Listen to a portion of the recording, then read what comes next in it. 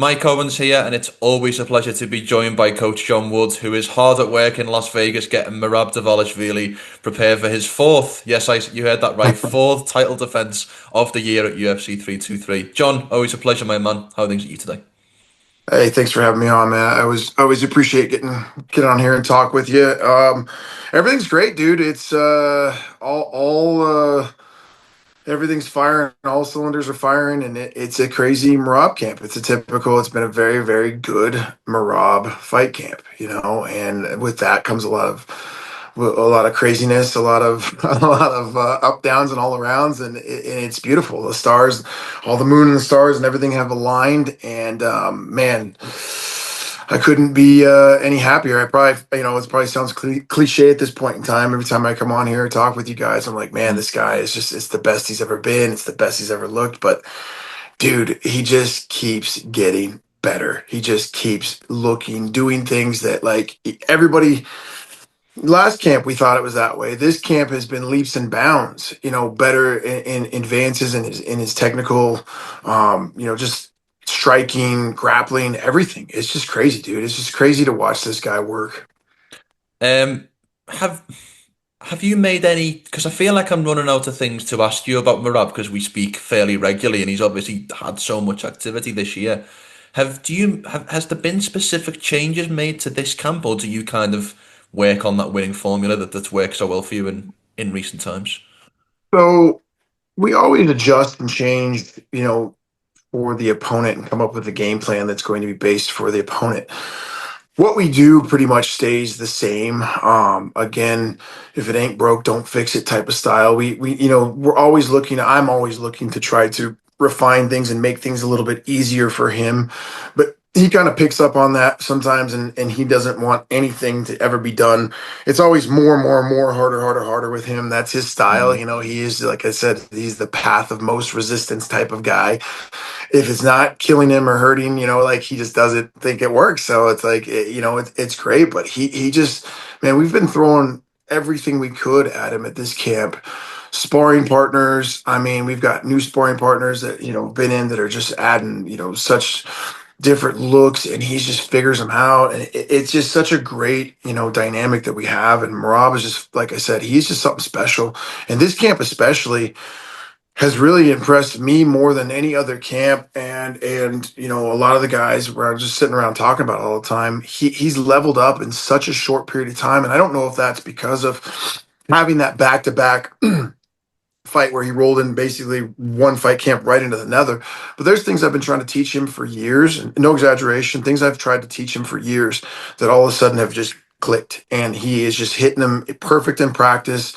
His striking, like I said, man, I don't know, from the Corey fight of getting that confidence that, oh, hey, I can actually knock some people out now, is has just leveled him up in the room. Like I said, he's learning, and I don't know exactly, what it is, but like I said, my guess is maybe just from coming straight into another training camp that things are just clicking. He's just feeling it.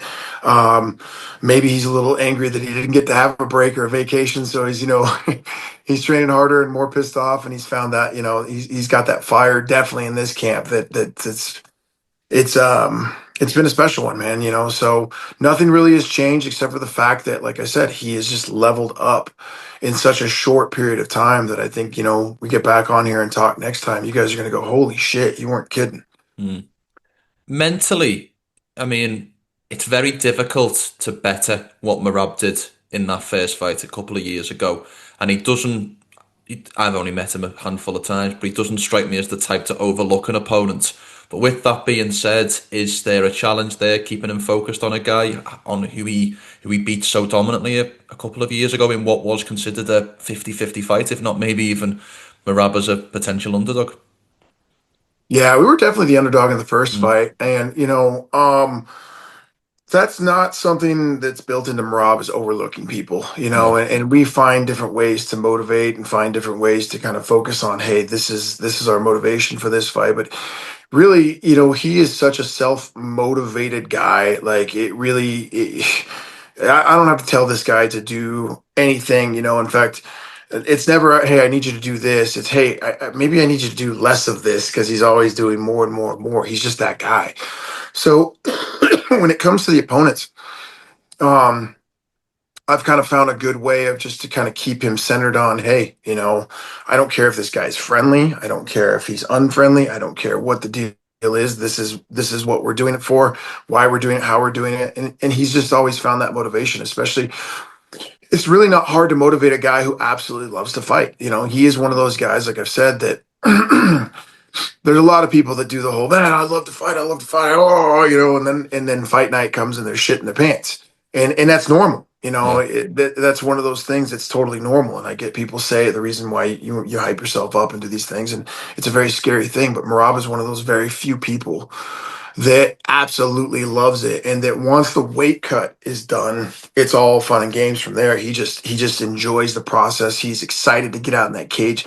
He's excited when he's out there, and you can tell, the fans can tell that he just loves it. He's having a great time out there while he's focused on beating somebody up. So when it comes down to having to motivate him, that's always there. Yan is a great fighter, and like I've said this before. He's one of my favorite guys to watch. I respect him, respect his coaches. And so does Merab. But we have a job to go do, and this is a totally new fight. You always have to look at the fact that when you've been in there with somebody before, that they felt you.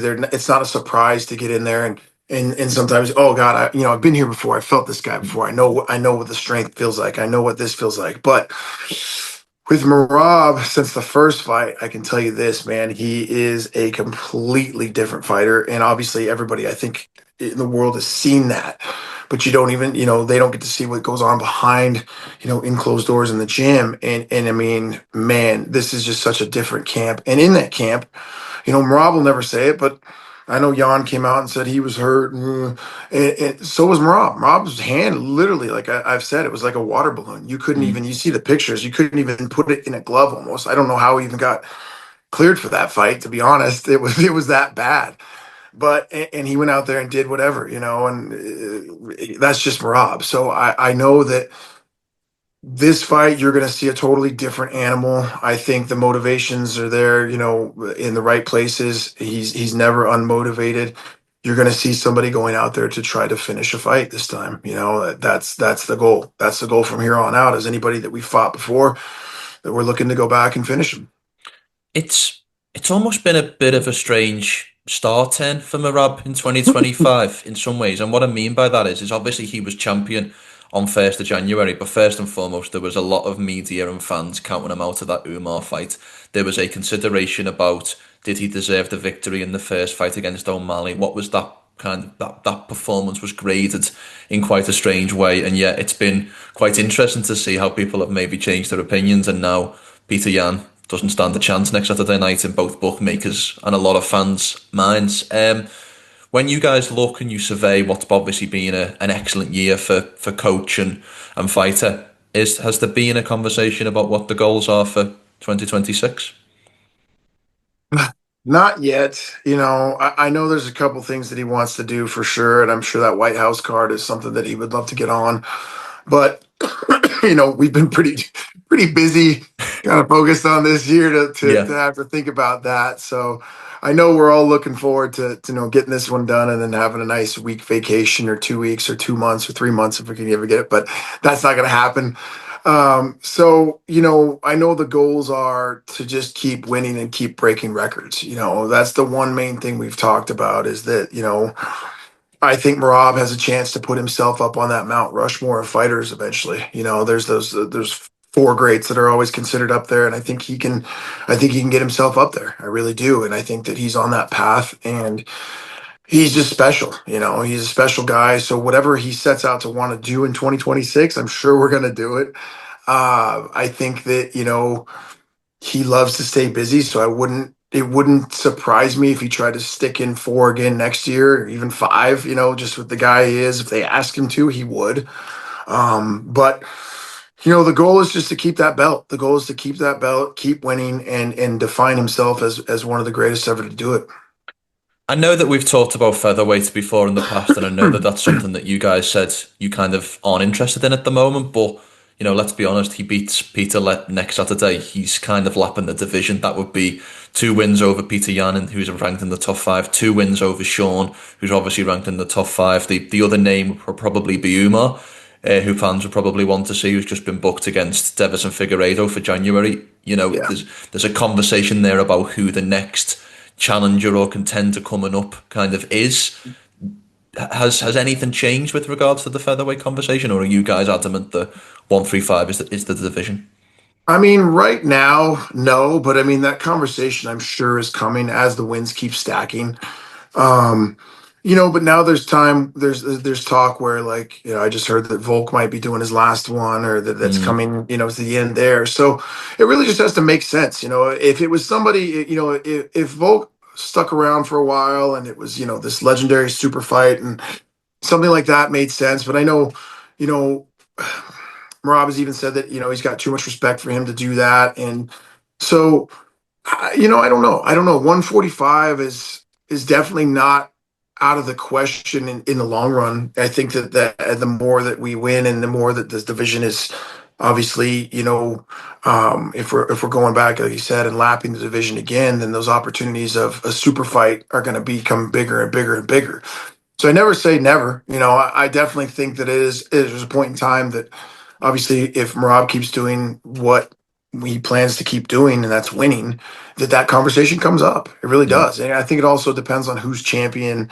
I think it depends on, if it makes sense to the legacy type of thing.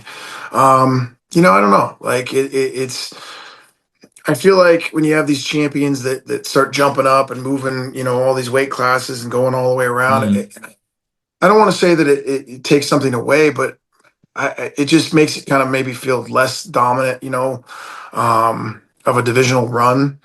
But mm, everybody to each their own and how they want to, how they want to do their career. If going up and double champ, and now they say that like the double champ, they take your belt, they strip you, so you're not really even, you don't get yeah, to be double champ. But so I don't know. I'm sure the conversation will happen, and I'm sure that fight, or a fight in that division at some point in time will probably be something that is heavily talked about and looked at.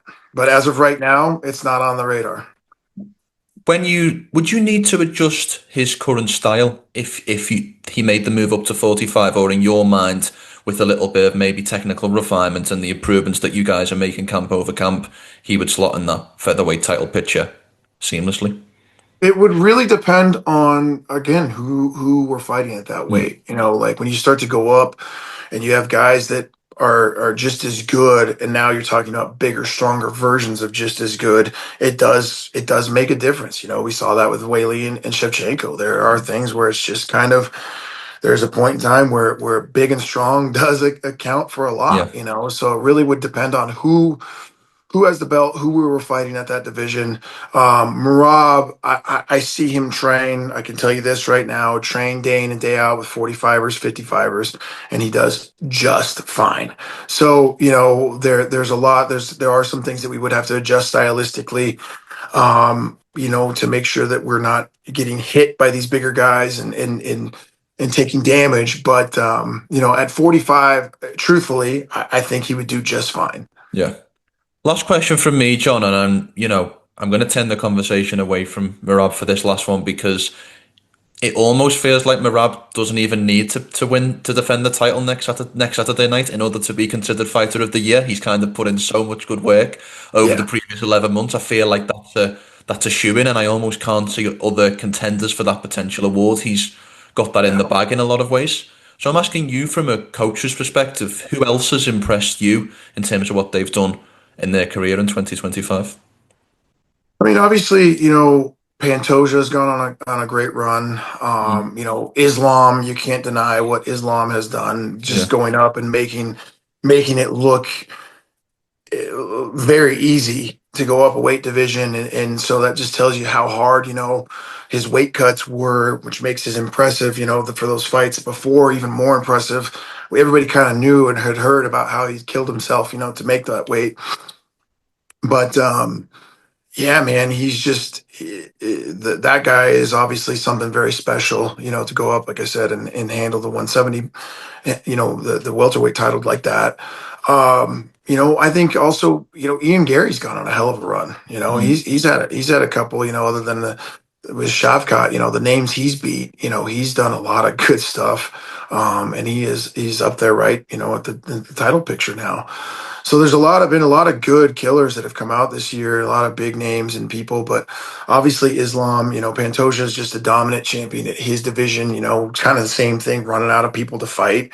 He's got a big fight coming up on the same card, and there's obviously been talk about him coming up to fight us. So that's a fight that obviously, could be something, but you know, there's so many, like, it's the crazy thing in the UFC now is, like, back 10, 15 years ago, stars and people were able to separate themselves. Like, you had the top of the top, you knew the guy, you knew the name, and there's been things of like that the UFC doesn't build stars anymore, and maybe they don't as much as they do, but the fact is that the game has gotten so tight between guys. Guys are so good. Everybody's so good in the UFC. Everybody has a potential to mm. have a number, by their name. So it's just so hard sometimes to look at who's defining and who's separating themselves. But obviously, I think Islam has done, to me, probably, like I said, that was the most impressive, going up there and just going up a weight class and handling it like that.